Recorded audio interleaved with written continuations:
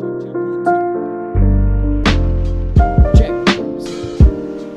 We on?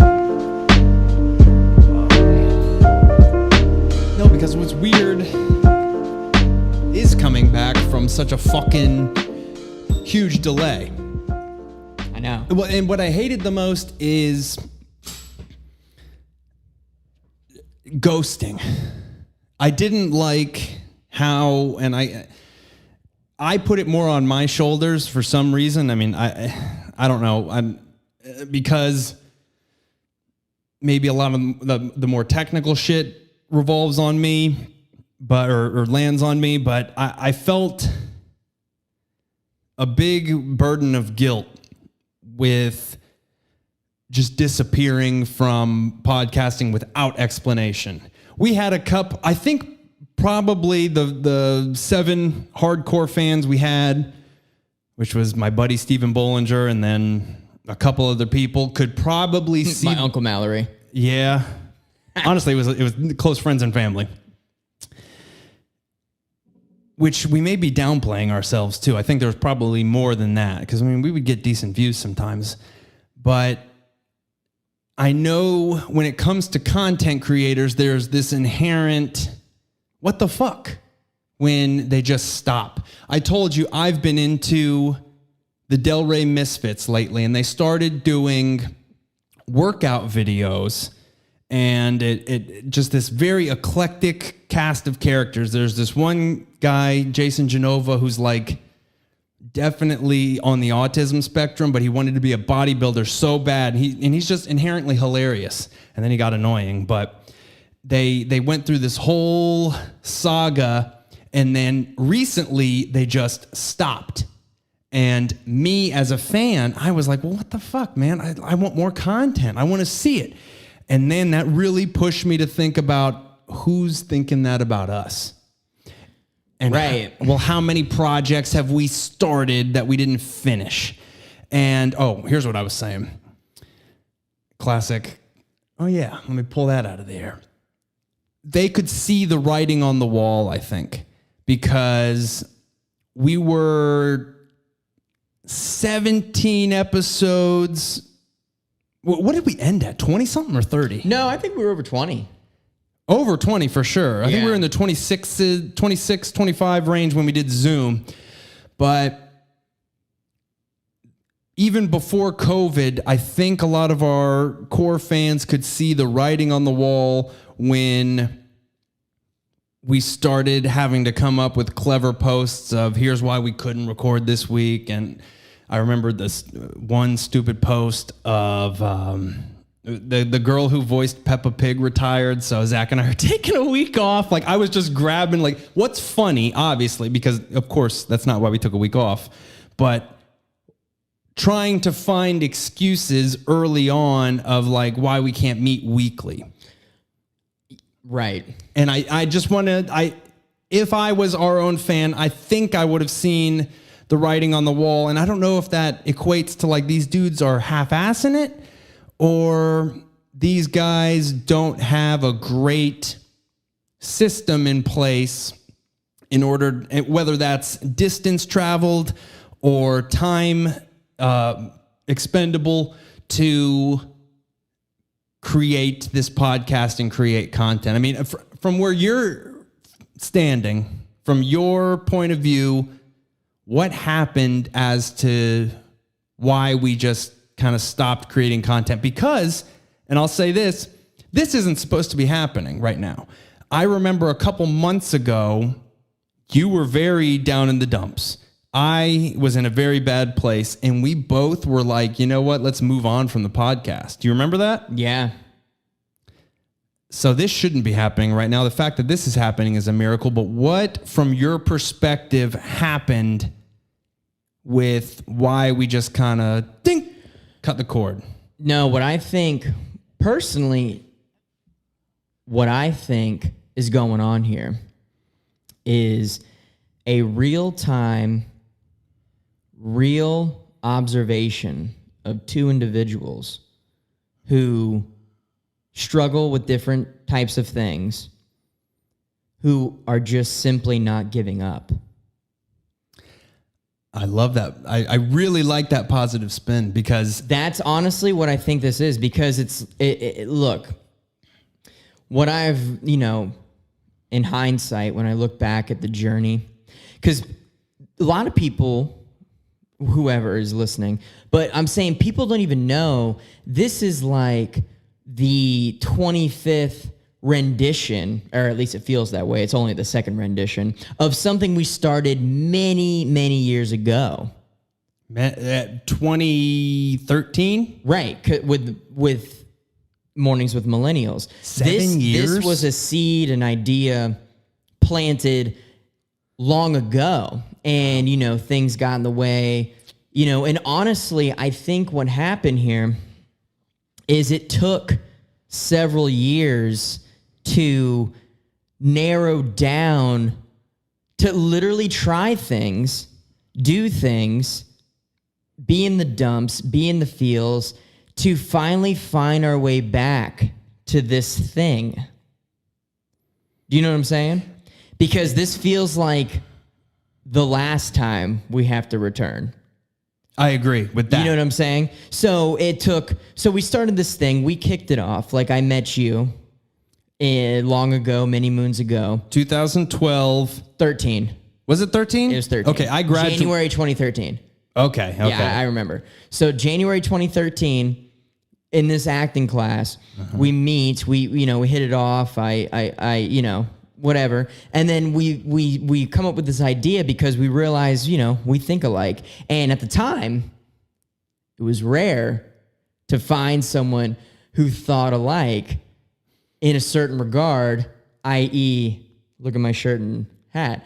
So we figured, well, let's start this thing. I honestly, what's so funny? I look back at that time, and I don't even know what even prompted us to start that in the first place.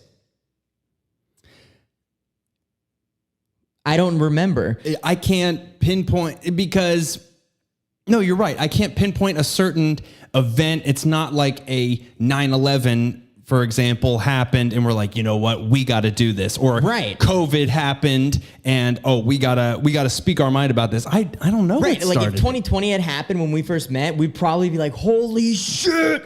This is our time. Go. Exactly. Like it would have been, there was no urgency at the time, but because we were so similar in our thought process, it just was like, yo, we could definitely do this because, you came from a family that taught you similar and, it's funny because our upbringings were totally different. I know that's what's very strange. It's very strange. Like, my parents aren't together, and that started when I was really young. Yours were. So it's something you wouldn't think would have happened. Like you would have naturally probably thought I'd be the one against you. On paper. But anyway, fast forward. So here we are. And the point is of this whole thing, we start this, we try it for a little bit. But the point of that, when we first originally started, the glory, when I look back to that, is how fun it was. It was so fun. Like we would fucking go into a goddamn closet. My grandmother's old house that was on my parents' property. Yes, that guest house. I'd pull up. It'd be sometime, dude, and I would arrive late some nights and I'd just crash. Yeah. I'd stay. We'd get lit, get fucked up. And then we would... Not much has changed. Yeah, and then we would do this, and then we would share a microphone, We'd have the microphone. That was the dumbest, gayest thing we ever did. We used to... I don't want to knock this whole thing over. I'm not even going to do it. So pretend this is the setup for those who are watching the podcast. I'm here. We had a microphone that was unidirectional. Shout out to the Yeti Bring Pro. Bring us to like this table. Like that was probably the distance. That was the distance. If the microphone was in the dead center, you and I are basically making out, doing a podcast together. And I remember we'd be talking. You'd go on a political rant or whatever, like a great, I didn't mean that, but like a great rant. And I would just be sitting there like this. And then when I knew it was my turn to talk, you would turn away and I would turn fucking back. And we had those stupid pop filters on either side. Oh my God. It was just such, and we were doing one had pantyhose over it. I know. Yeah. I can't find that fucking picture. That is a relic. That was so great. I remember like we had, I'll never forget that because we had one good one. It was the steel one. It Yes, was the I steel still have one. that. I almost brought it was today. The steel one, and then the other one, you were like, Here's exactly what I did. I took, and I'm tempted to go grab it. I have one. The top of a Clorox wipe cleaner. Right. Where you go, pop, and you pull the cleaners. I ripped the lid off, and we had a little circle, and we went and got my deceased grandmother's pantyhose. And rest in peace, Grandma. That house. It all served a great purpose. Been like, creative grandson. I took my deceased grandmother's pantyhose, pulled them over, and that was actually a pretty damn good pop filter. It was better than the steel one. So we do this, and it fizzles out. It crescendos with Iowa, where we fake our way to a political event. Yes. The Iowa story never gets old. Never gets old. And then it dies, right? It dies. But it doesn't really die. Why did it die? I don't remember. What are you going to say? Well, I think we encountered new vices. Okay. I mean, yeah. This is where I'm going with this. Okay, keep going. Sorry. So I think what you're witnessing is two individuals who are not perfect, who struggle, who act on impulse with things that make you feel good, and it interferes with discipline to do something great. However, the ember always remains for some reason. Correct. And it always gets gasoline poured on it every now and then. And so we originally met in this acting class, right? So that was the original goal. This was kind of like this side thing. So this dies. Morning with Millennials, it dies. And then nothing happens for a while. And then it comes back. And then we think of a new idea.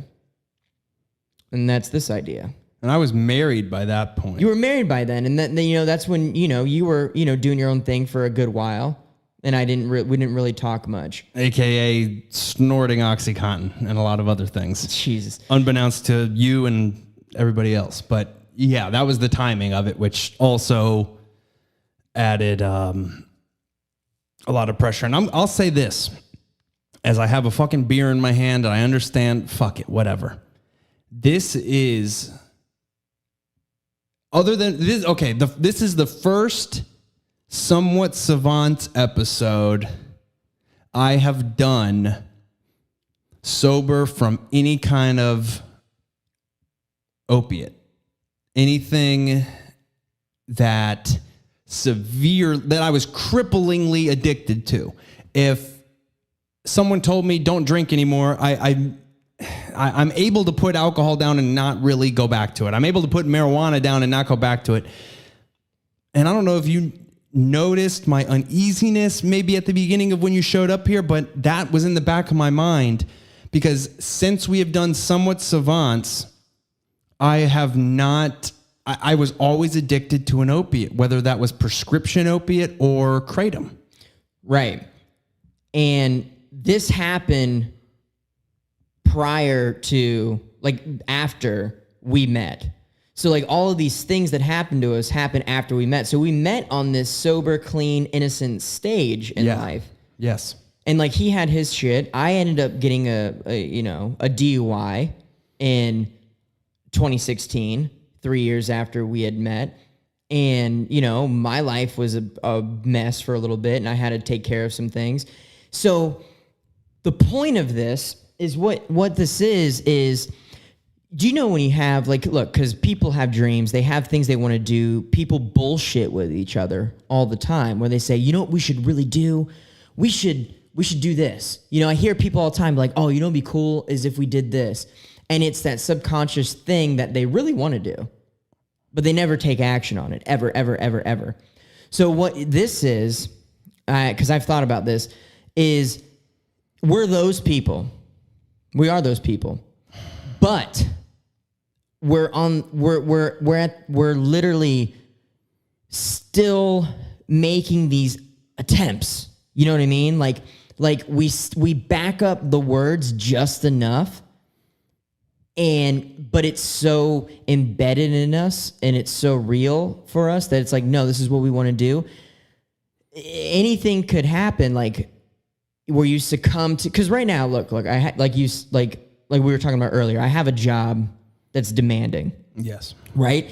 Any normal, quote unquote, normal person who might have been spitting an idea with their friend about trying to do something like, we should start a podcast about sports, or we should start, this business or anything like that. They would talk about it, but they have this career. It's so hard to give up. And for some reason, we still don't do that. Like, we make the time to come out and do these things. And it's almost like finding our way back to when we first met. Yeah. You know what I mean?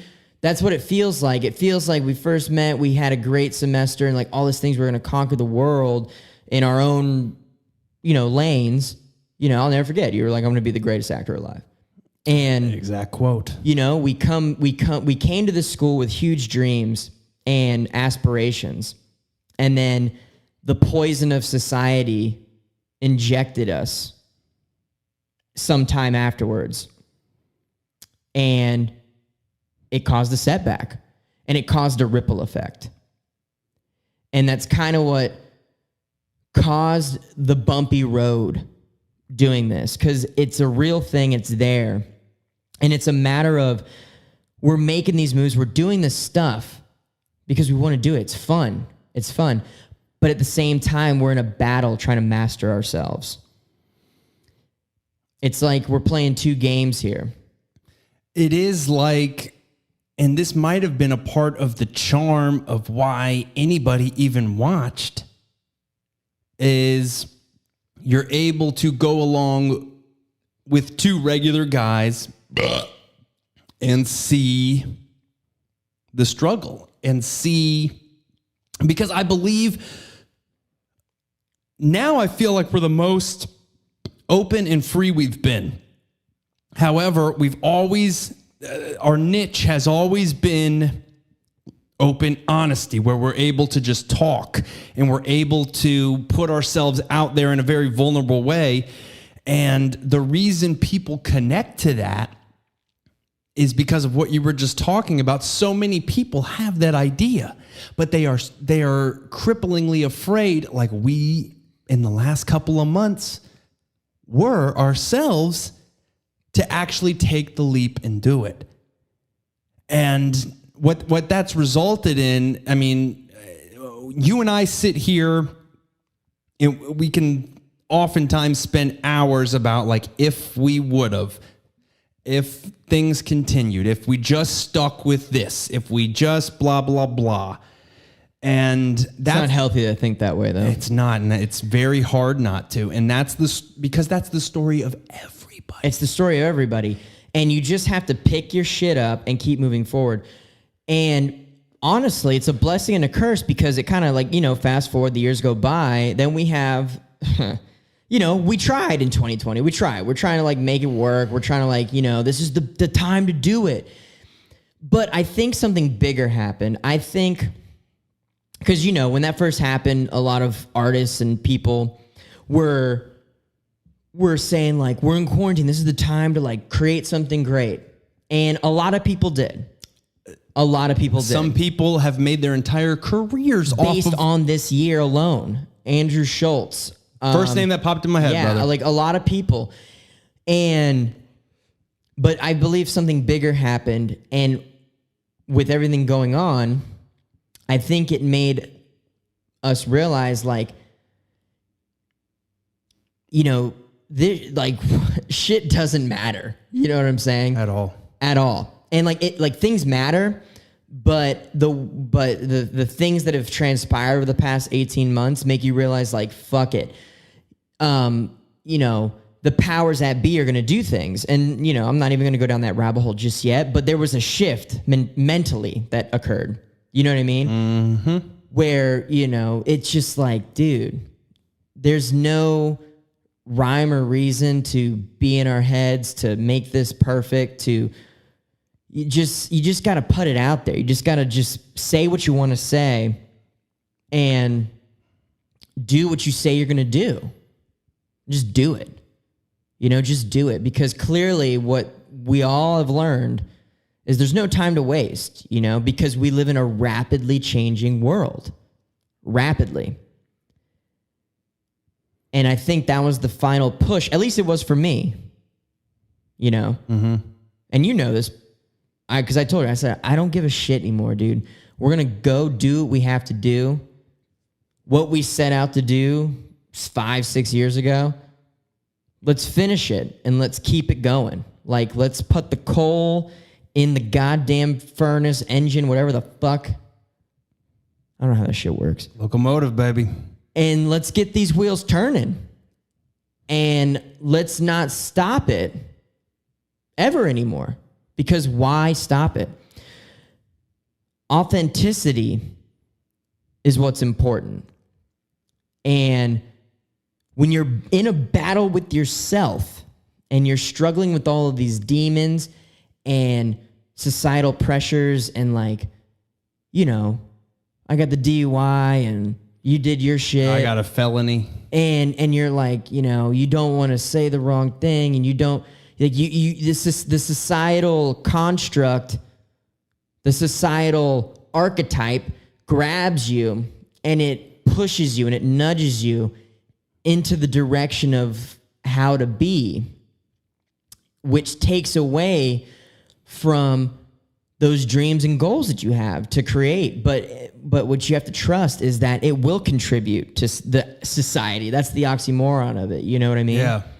And, like, doing the things that your beautiful mind conjures up and, like, taking action. That's the most important part. And not living in your head and worrying about, you know, judgment, whatever we worry about, you know? Like, it's hard to explain. You could describe it in all sorts of ways. Of fear of judgment, fear of success. I mean, that's, you know, fear of failure, fear of anything, the fear of just whatever it is we're fearing. And if you try and articulate that of why, like, if you look back like 3 years ago, like, people could ask you, like, well, why didn't you just go do it? It's like, I don't know. The mind is a complex thing. It's like, I don't know how to articulate it, but, you know, it could be boiled down to a fear. All of it. All of it. It's a fear. And I think 2020 and 2021, without going too far into it, has shown you there's, like, we've got bigger things to, if you want to fear something, you know, who cares? Like, we live in a fake world now with the online and all this shit. Like, it doesn't matter. Like, it doesn't matter. And I think finally we've shedded that off.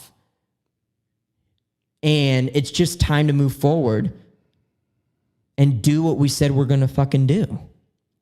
To give some context, I don't have the exact month. I think we started the Somewhat Savants project in the middle to beginning of 2019. 2019. And we were doing great. We were doing excellently. And 2020 came along. Well, actually, I don't even think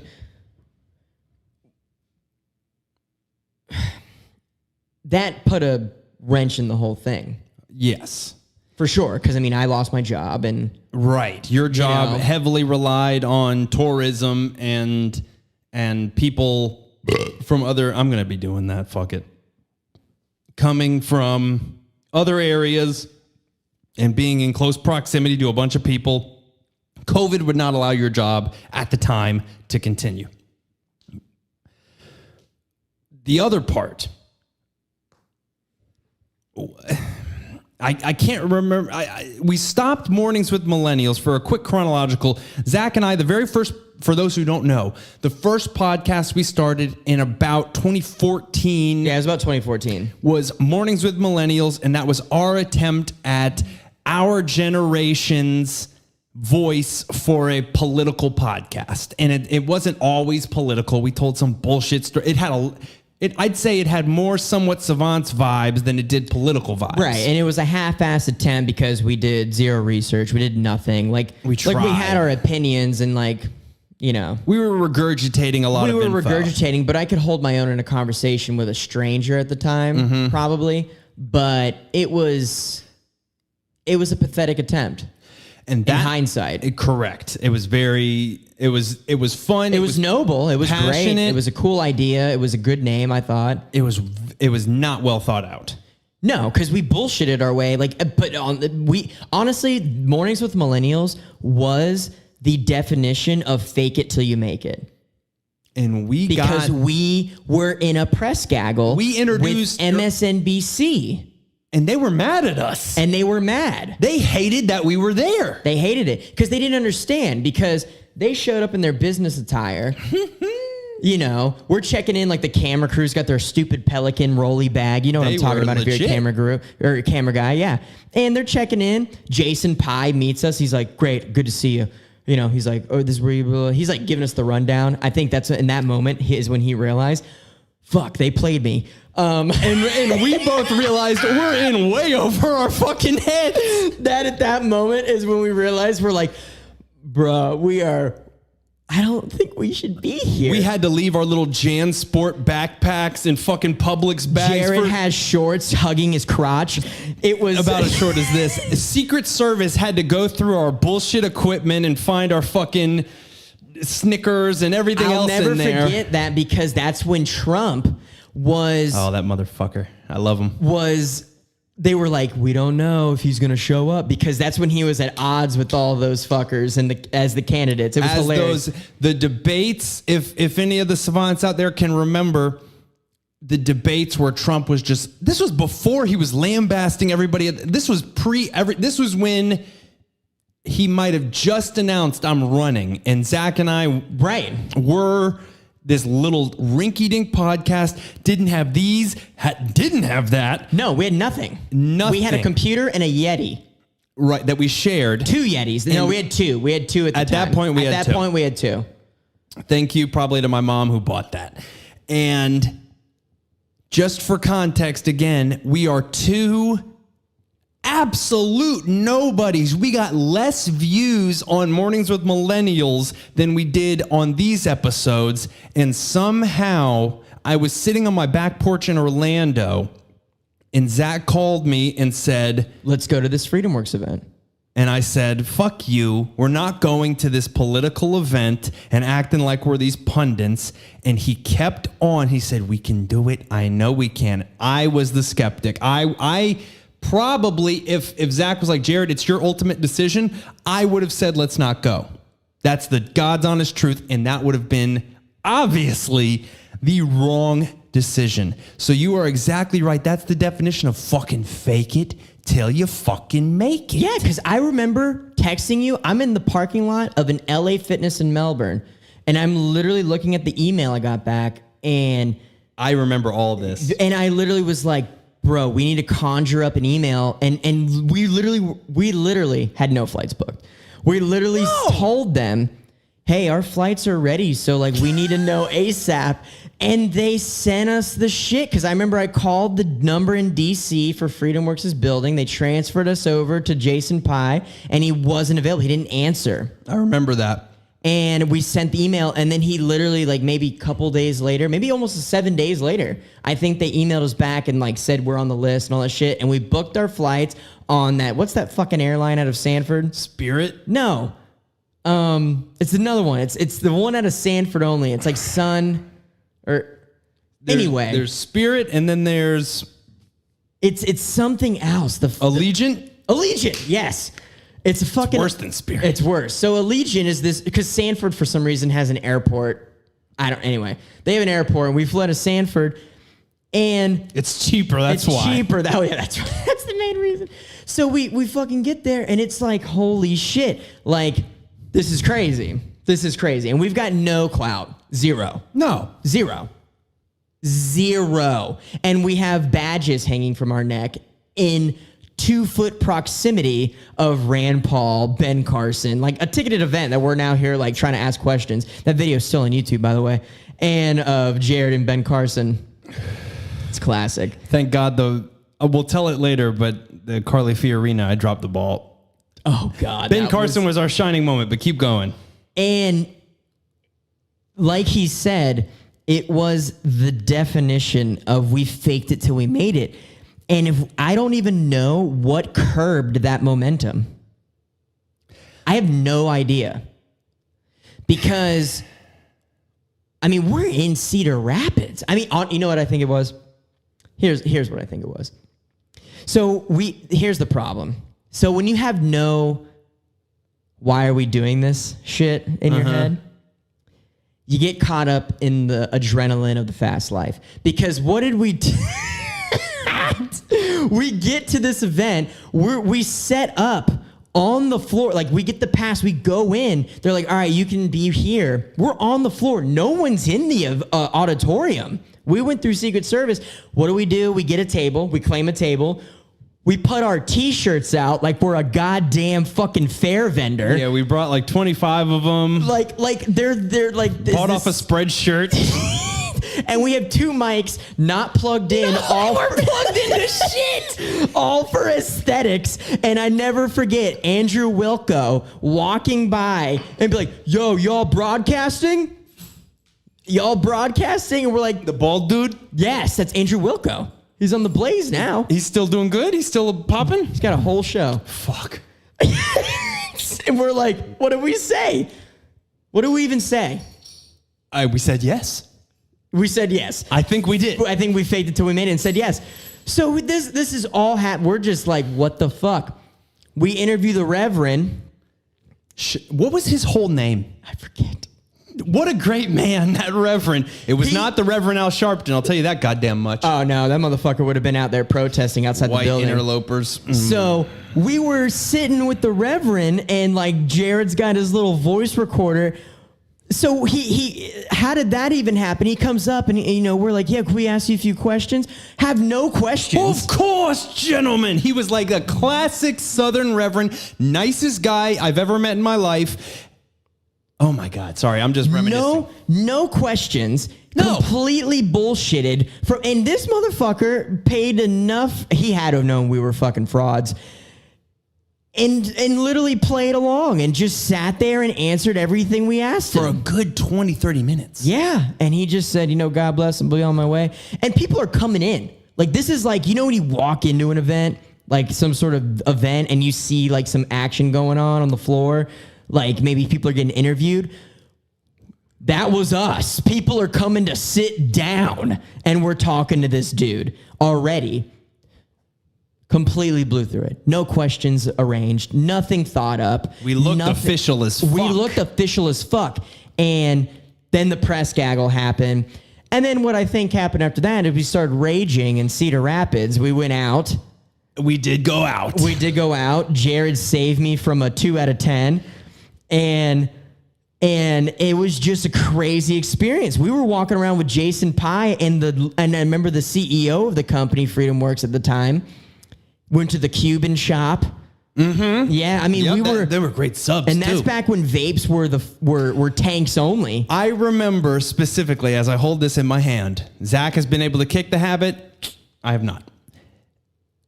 I quit vaping. That's news. We were both... That's a joke. We were both sitting there saying, like, thinking to ourselves and probably saying among, like, don't fucking vape and, like, these are fucking professionals. And when the lead director of everything that was going, plume, he grabbed one of those robot dick looking vapes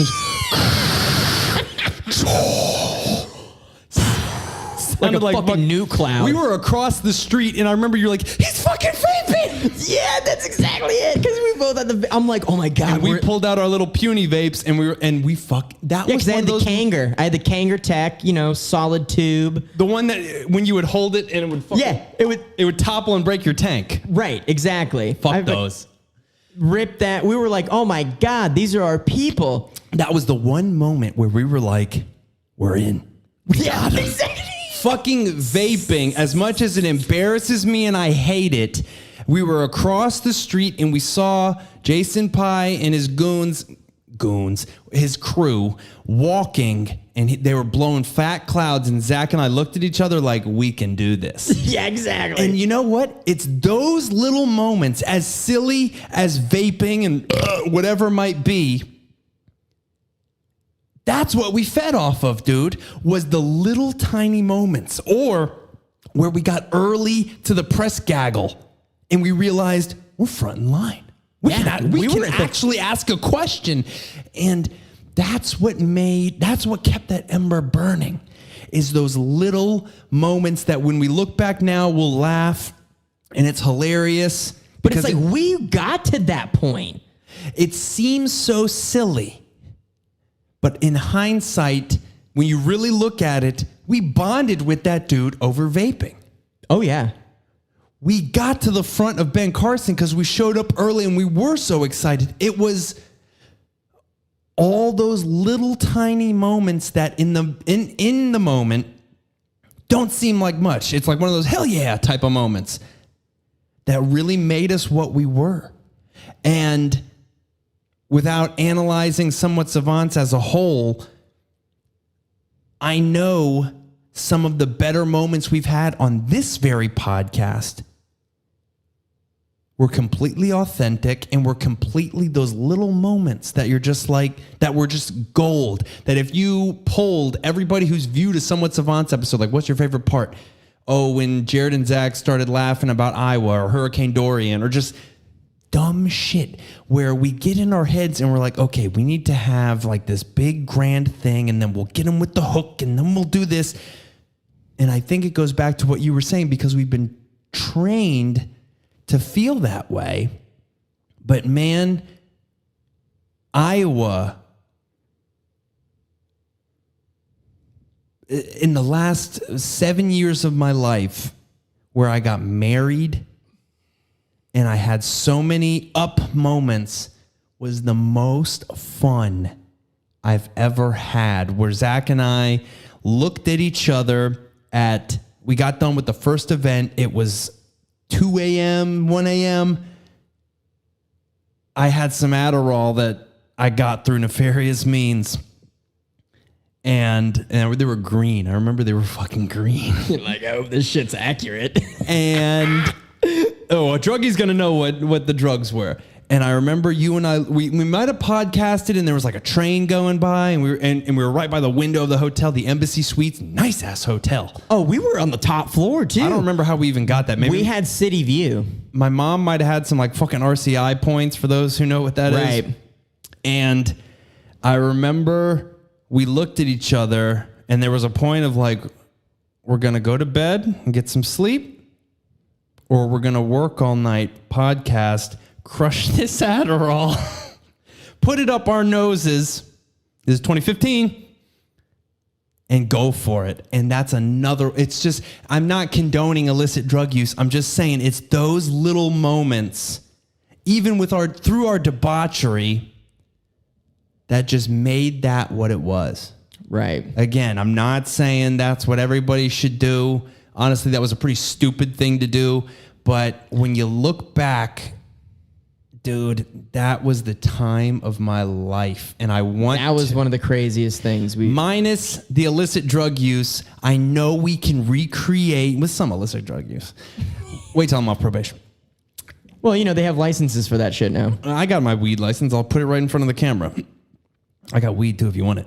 We can recreate that with this. And I guess to make sense of everything we've been saying, when we started Somewhat Savants as a project, Mornings with Millennials fizzled out because we were still clinging on to that cookie cutter type of dream of being an actor and fitting into what society's already doing. And then when we saw society, and we started Somewhat Savants in 2019, still kind of under that. They were there. You still wanted to be a full-time actor. I was up in the air with what I wanted to do. And that's not dead either, but now it's about finding new people. Everything's just changed. Everything's changed. We got... if you know what we're talking about. I got scared of cancel culture because I felt as though you and I don't hold these crazy views. I think the views that go on through you and I's head go on through most of America's head. I think social media and everybody preaching about PC bullshit is the minority. But they have figured out a way through not only their own means, but through those social media companies and the powers that be bolstering them up to make themselves louder than the American people. And you and I got possibly a little gun shy. I'll admit I was scared of, I'm going to say something stupid, taken out of context, that's going to sink everything before it even begins. So, which is really a poor man's pathetic kind of mindset, which I'll admit for sure. I was in. But you know what? You're not alone. I was in it too. Like, I mean, I stuck with acting longer than you have, and I'm still going to do it. I mean, I've done a lot of research, and I've found where the potential opportunities are now going to be. But I was worried that if I said something on this thing and someone did a vetting on me and they found, you know, my social media or anything, that they would see this or whatever, and they would be like, nah, I mean, look what they're talking about here. We can't cast this guy anymore. You know, anything my agent might have sent my way, they might have to, they do it. I know they do it. I know they vet social media. So that's what I was worried about. And I held back. But you know what? After 2020, after everything that has happened, and if you know, you know, we know they're not fucking around anymore. You know, because if you don't get the VAX, you're fucked. So now it's to a point to where I'm done playing the game, because I am not going to fold or compromise to that extent anymore. And it's bullshit what's going on now. So now I don't give a goddamn fuck what I have to say on this thing anymore. Because if they come see it, great. At least you know. And at least you know where I stand. And at least you know that if you were to tell me some shit like you might want to take that off, I'm going to tell you no. Because I'm not going to feed into this game of bending the knee just to get a fucking job. So I'm done with it. So now I'm reinvigorated. I'm ready to go. And I will do projects that I see fit with people that will tolerate that point of view. And that's that. You were saying something earlier, and I wish I could remember exactly the phrasing. But the feeling we got was one of giving up, of what's the point? Of I can't say what I really want to say without being completely condemned, even though I know in my heart what I'm saying is not ignorant. Yeah, and it's what not I'm bad. saying is skeptical. Questions. And here's where I turn to, and I don't want to get too bummy. I got to the point of thinking, what's the point? If I'm damned if I do and I'm damned if I don't. If I say this, I'll get hate. And if I don't say it, I hate myself. I truthfully, and I just want to say this objectively without having like a teary moment, because it's just true. I was ready to kill myself. I do think I suffer from some kind of clinical depression. I've gotten treatments recently outside of SSRIs and antidepressants that has helped me leaps and bounds. I think Zach himself can just see the fucking difference in how I used to be afraid to talk on the phone. Oh, yeah. And when he would offer to come, he works in my town sometimes, and I would avoid him. I was in a really bad way because I thought, I cannot express myself the way I want to. And if that's the world people are aiming for, of you can say something within these parameters and that's it, and if you don't, fuck you, why do I want to be on this earth? Why do I want to participate in your bullshit? I'll die and I'll see what happens after this. That's really, truthfully, the mindset I was in. And I had to go to rehab because, and not even so much for drugs or alcohol or substances, for me not wanting to kill myself. There was one night in this condo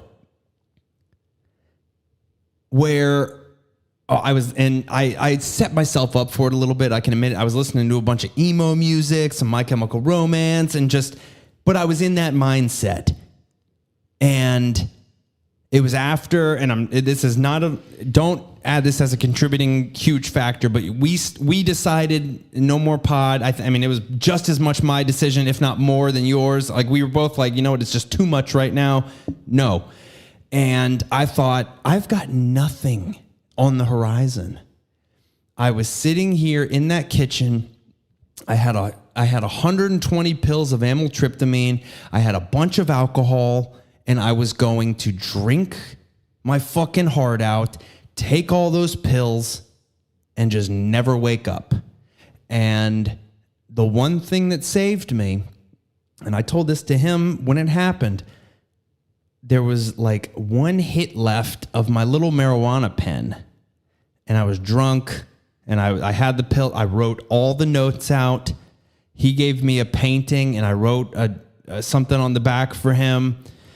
And I was dating this older woman who was just really vindictive, and that played a part. Like, there was a big amount of like, I'm gonna fucking show you, because she used to fuck with me and say like, oh, I hope you make it till you're 28 type of shit. And I remember one time I was on the phone with her, and I called her of all people. I didn't call you. I didn't call my dad. I called this woman, this bitch. Sorry, a bitch is a bitch, man or woman. And I think the viewers will agree with me after I say this, and this is 100% truth. I don't fucking lie anymore. Not that I lied before. I lied a lot in my drug use, and I reached my fucking limit. I was talking to her, and I called her, and I said, I want to fucking kill myself. Like, I don't know what to do. And she went, well, Jared, I don't know what to say. Shit or get off the pot. Kill yourself. Or don't. Do it. And I hung up with her. And then I fucking called my dad, who talked some sense into me. And then I went over there, and then I went into rehab not long after. But that cunt tried pulling her little mental bullshit on me, even in that moment. And I was fucking ready, dude. And I'm not sorry for using that word, because anybody who tells somebody to kill themselves is a cunt.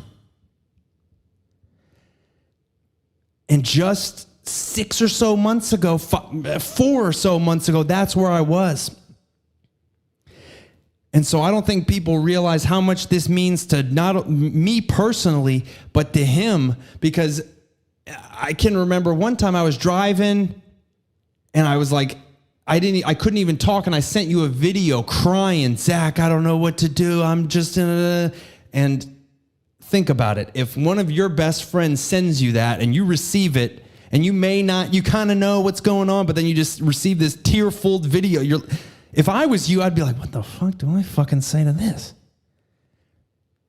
So some shit went down after this stopped, and I don't even really know totally where I'm going. I'm so on board with fuck anyone watching this who thinks we have any hate in our heart for anybody. These are two human beings who just want to say what is on their mind, because literally I have a propensity of suicidal tendencies where if I don't do what I want to do, and that's not like if I don't create, and if I don't make a career out of what I want to do, I'd rather die. And I know he's not far from me. So anybody who wants to give us shit for saying what we want to fucking say, I say go fuck yourselves. Because I think this is the new revolution of what's going to happen. I think there's going to be more people who step up, and I'd love to be a part of that. And we've seen it happen with Schultz. That dude's untouchable. Oh, yeah. Nobody's untouchable, I guess I should say. But did you ever watch him? Andrew Schultz we're talking about. Excellent comedian, excellent content creator. Are you timing it? No. Okay, I thought. What are we at? I don't know. Have you ever, I'll look at it in a second. Have you ever watched him and just felt tinges of jealousy? Like, oh, that should be us? I mean, we started before him on the podcast front. I mean, he seized the opportunity that 2020 gave and he ran with it. What are we at? 50. Shit, that was pretty quick. I know. Well, okay, let's end the last 10 with this. Because we are the kings of jumping around, but I'll tell you what, we're very entertaining when we jump around. And I think we have a very listenable podcast.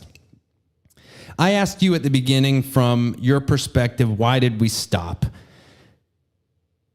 Simplified for you, it was because I think anybody watching, if we post this, is going to be like, well, what the fuck? Explain yourself. For you, what I've gathered was fear of judgment and exile of the community you're in, which at the time was acting. Fear of fucking up the good money-making opportunities you had at the time, because you did not just have just Zach to worry about. Well, actually, I don't think that was... Okay, correct me. Or set the record straight. I mean, the job, I mean, at the time I was doing something else similar, but I wasn't making as much. I think it was the judgment, the fear of potential success, the fear of judgment from the tribe I was in, and then the frustration of the lack of productivity between the two of us. I'd echo the same thing. Yeah. I don't necessarily have a tribe. I've isolated myself. You're my only fucking friend. And then whoever I was dating or seeing at the time, whether it was my wife or this bitch I was seeing, and she's a bitch. My ex-wife is not a bitch. But it was the exact same thing. Fear. You said it at the very beginning. This podcast ended, and I think it takes a huge chunk of humility for us to say that it ended out of fear. We could have hopped on here and said, well, you know what? Zach lives an hour and a half away. I'm on probation. I can't really go see him. But the reason we aren't saying that is because you and I both know in our hearts there was always a way. Yeah. This whole time we could have been doing the podcast somehow. And that 50% you, 50% me, that's where it lies. But I think now, moving forward, the way to make it happen is more clear and the direction we're moving. And you and I, just on that back porch, we're talking about, I asked Zach, because I was somewhat conditioned to ask this way, because I understood and I empathized the industry you were trying to thrive in, which is, let's just call it Hollywood. Whether wherever you are, it was Hollywood. Hollywood runs what you were trying to do. First off, Hollywood is dead. Second, it's corporate. Better, dead. Anything corporate is dead. There's no life in it. There's no vibrancy. But prior to that, we had fear. And I asked him on the porch, okay, so what is it you don't want to bring up? And he looked me dead ass in the fucking eyes. I'm looking at the camera now, and said, not a goddamn thing. And I feel the exact same way. And maybe this episode's a teaser. I know we're going to be meeting next week and the week after that and the week after that. And we're going to figure this out live and in person. Shit's about to get a little flagrant, a little crazy. It begins. I'm fucking ready. Shit. snowflakes beware. Let's just say that. This was, we had to explain ourselves because it was not right of us to just dip. I like to think we have an understanding audience, and I like to think that the people who are now viewing us are like, you know what, hearing them talk about it, I get it. But from here on out, it's no holds barred. And if you do not like what we say, let's talk about it. Comment. We are 100% for civil discourse, for discussion. And in the great words of the greatest, Dave Chappelle, fuck Twitter. Fuck Twitter. I'm not on any of it. We got a brand new ass mixer that has the ability new toy. to call in. We are going to go I don't know if we have to go live. We can just put out a little message. Call us if you disagree with us, and we will talk to you unedited live on fucking air. This is the new era of Somewhat Savants. We're going to probably get a new sign. I wanted to get like remember I had the idea of like cutting out a green screen. You could put whatever you want there, but Nah, we'll figure it out. We're going to do a little rebranding. I love this sign though. Over time. I love this thing. This always stays somehow, but I mean, it doesn't have to be on camera, but yeah. Fuck yeah, I feel good. Fuck this shit. Fuck this shit. I'm out. I gotta piss.